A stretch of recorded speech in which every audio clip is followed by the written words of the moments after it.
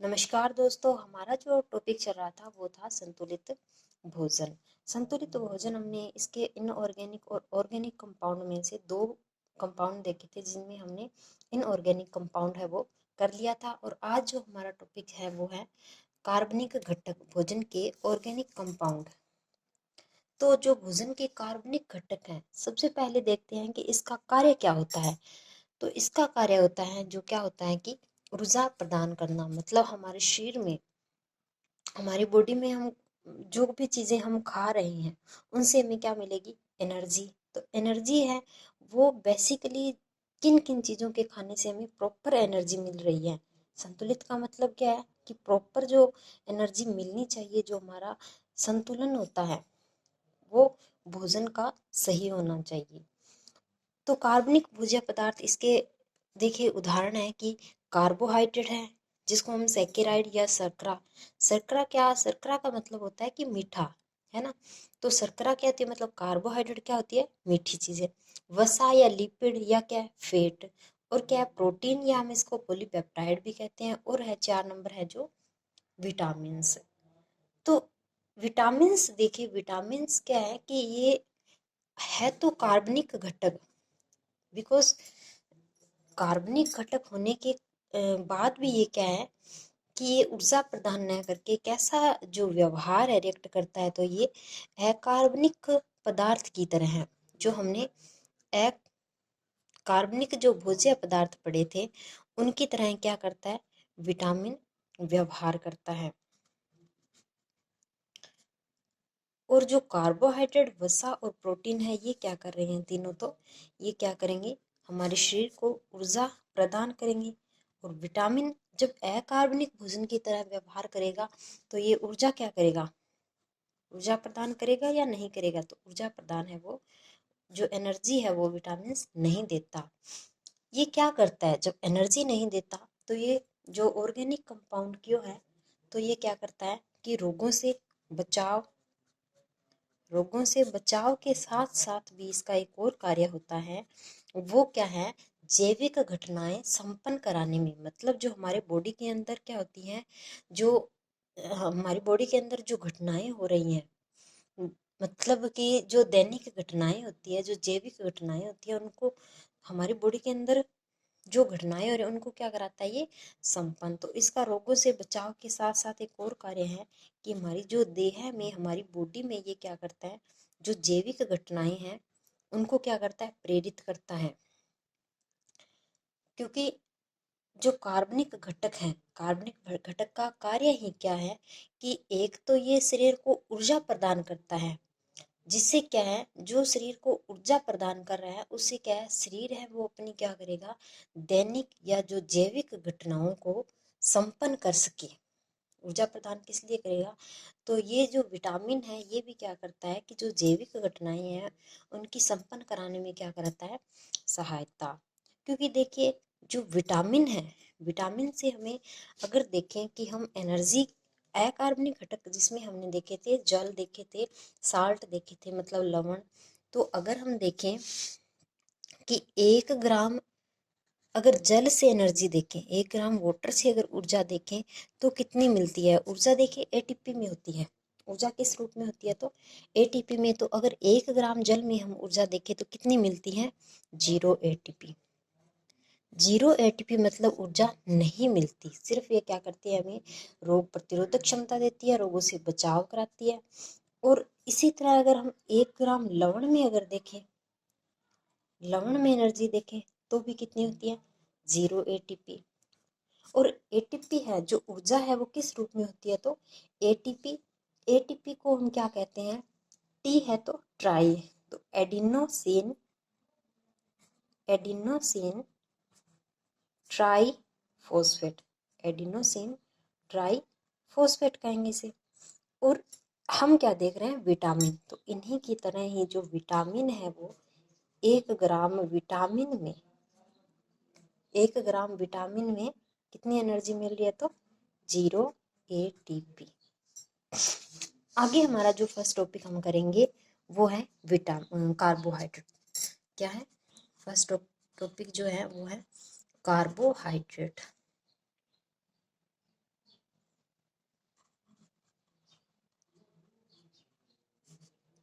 Carbohydrate देखिए, carbohydrate को हम क्या कह सकते हैं, एक तो सैकेराइड कहते हैं, एक क्या कहते हैं, शर्करा।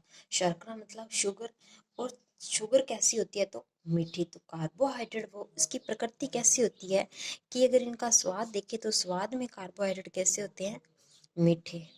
और ये किस फॉर्म में होते हैं, तो CHO, मतलब 1:2:1 में होते हैं।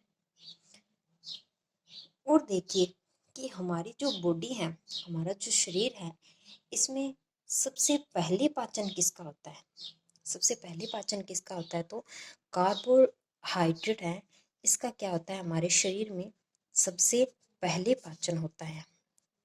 अब सबसे पहले पाचन कहाँ होता है, तो मुख में, क्योंकि सबसे पहले जो पाचन क्रिया हमने पाचन तंत्र वाले अपने टॉपिक में किया था कि पाचन क्रिया है वो कहाँ से स्टार्ट हो जाती है, तो मुख से। और मुख में किस में होता है, तो स्टार्च का। मुख में किसका होता है, तो स्टार्च का। और स्टार्च देखे तो कौन सी है, माल्टोज। स्टार्च कौन सी है, माल्टोज। और माल्टोज है, इसको तोड़ने के लिए एक एंजाइम होता है, तो कौन सा होता है एंजाइम, टाइलिन। कौन सा एंजाइम होता है, तो टाइलिन एंजाइम कार्य करता है। तो देखिए कार्बोहाइड्रेट है, इसका सबसे पहले पाचन होता है हमारी बॉडी के अंदर। इसके बाद है सबसे तीव्र पाचन, मतलब सबसे जो पहले भी पाचन कार्बोहाइड्रेट का होता है, और तीव्र पाचन देखिए मतलब सबसे जल्दी तीव्र पाचन भी किसका होता है, तो कार्बोहाइड्रेट का। अब देखिए कि कार्बोहाइड्रेट है, तो कौन सी कार्बोहाइड्रेट है, कार्बोहाइड्रेट हम देखेंगे 3 प्रकार की होती हैं, मोनोसैकेराइड, ओलिगोसैकेराइड और पॉलीसैकेराइड। तो जो मोनोसैकेराइड है उसका क्या है, सबसे तीव्र जो पाचन होता है वो किसका होता है, मोनोसैकेराइड का। तो सबसे तीव्र पाचन है वो किसका होगा, मोनोसैकेराइड का। अब मोनोसैकेराइड कौन सी है, तो ग्लूकोज। मोनोसैकेराइड है वो कौन सी, ग्लूकोज, या हम इसको क्या कहते हैं, अंगूर शर्करा। अंगूर जो ग्रेप्स शुगर है। और जो मोनोसैकेराइड है इसे हम और क्या कह रहे हैं, तो सरलतम शुगर कहेंगे, सरलतम शुगर। और इसे कोशिका का ईंधन भी कहेंगे, क्या कहेंगे, कोशिका का ईंधन। अब जब सबसे पहले पाचन कार्बोहाइड्रेट का हो रहा है, सबसे तीव्र पाचन भी कार्बोहाइड्रेट का हो रहा है, तो देखिए सबसे जल्दी जो ऊर्जा देगा वो भी कौन देगा, तो कार्बोहाइड्रेट है। तो शीघ्रतम ऊर्जा जो प्रदान करता है,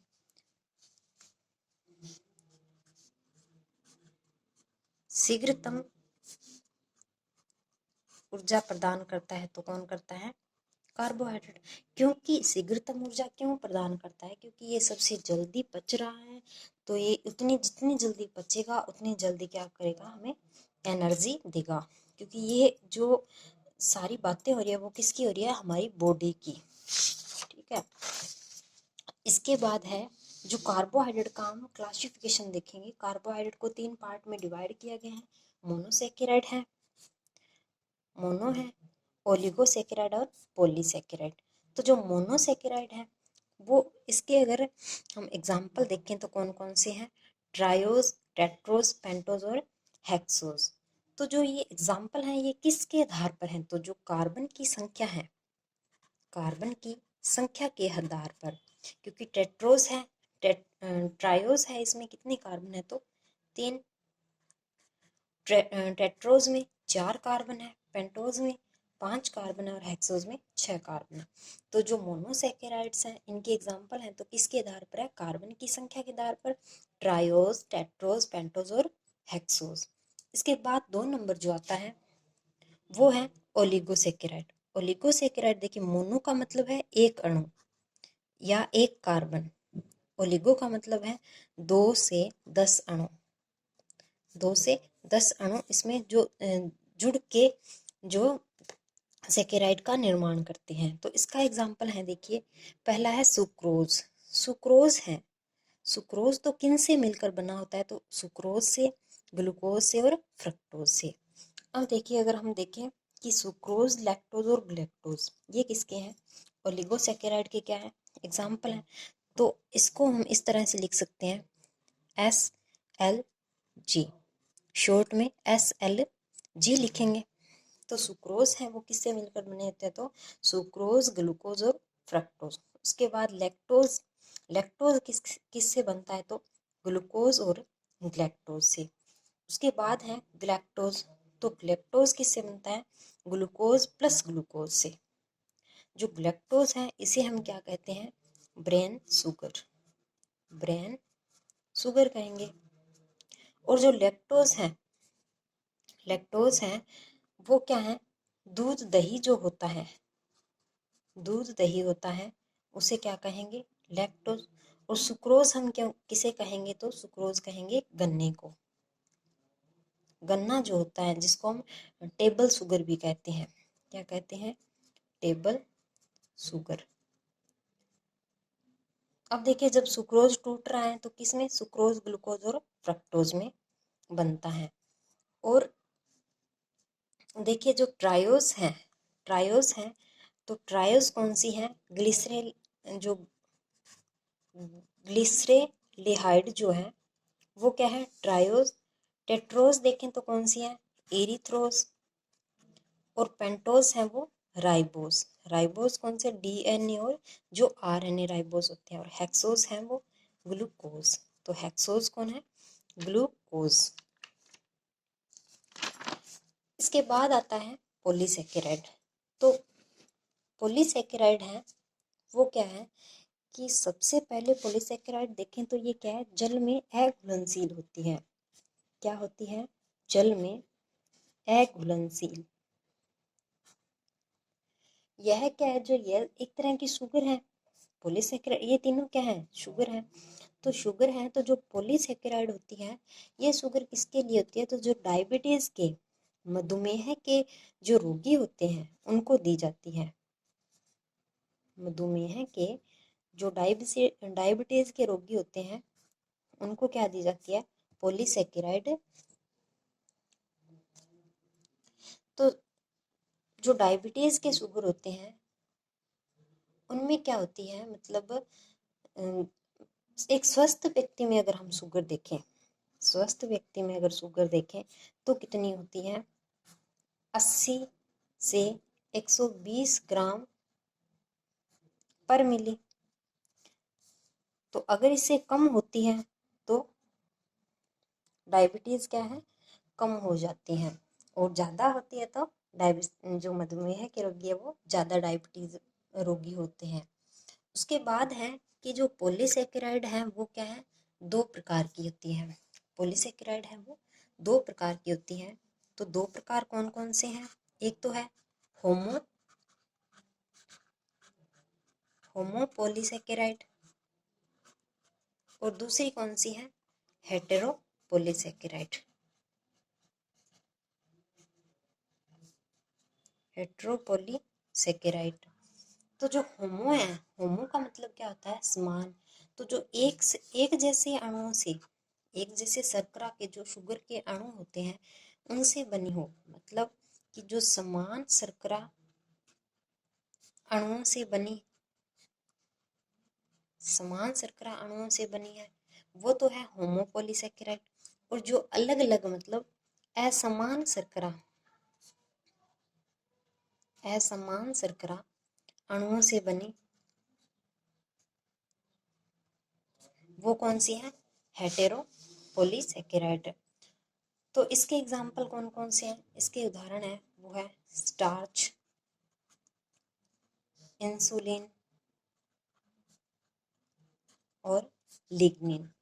स्टार्च, इंसुलिन और लिग्निन। और असमान देखें तो असमान कौन से हैं, heparin plus chitin protein, chitin protein. तो काइटिन इसको क्यों कहा है, क्योंकि जो कीटों के पंख में कठोरता होती है तो इसे क्या कहते हैं, कीटों के पंख में कठोरता के कारण इसे काइटिन कहते हैं। तो ये क्या है, हमारी पॉलीसेकेराइड। अब जो सेलुलोज जो होती हैं, सेलुलोज होती हैं वो क्या होती हैं, एक प्रकार की पॉलीसेकेराइड होती हैं। तो सेलुलोज होती हैं वो क्या है, एक प्रकार की पॉलीसैकेराइड ही होती हैं, परंतु देखिए इसका जो पाचन है हमारी बॉडी में कहाँ होता है, तो सेलुलोज पॉलीसैकेराइड होने के कारण भी इसका पाचन हमारी बॉडी में कहाँ होता है, तो इसका आंसर होगा कि जो सेलुलोज का पाचन हमारी बॉडी में नहीं होता, सेलुलोज का पाचन हमारी बॉडी में क्या है, नहीं होता। और इसके बाद देखें कि जो हमारे शरीर में सबसे जल्दी ऊर्जा कार्बोहाइड्रेट देता है, देखा था हमने कि शीघ्रतम ऊर्जा देता है वो कार्बोहाइड्रेट देता है, तो कितनी ऊर्जा देता है, तो 1 ग्राम कार्बोहाइड्रेट या ग्लूकोज से देखें तो कितनी देता है, 4.1 किलो कैलोरी, 4.1 किलो कैलोरी देता है। तो आज हमने जो है भोजन के कार्बनिक घटक देख लिए हैं, अकार्बनिक घटक हो गए हैं। इसके बाद जो हमारा नेक्स्ट जो वीडियो आएगा उसमें हम वसा और प्रोटीन के बारे में और विटामिन्स भी देखिए इम्पोर्टेंट है, हम विटामिन्स के बारे में भी अपनी अगली वीडियो में करेंगे। तो प्लीज़ अगर आप लोगों को मेरी वीडियो है वो पसंद आ रही है, आप लोगों को लग रहा है कि ये कुछ लायक है, तो प्लीज़ मेरे चैनल को सब्सक्राइब ज़रूर करिए। Thank you.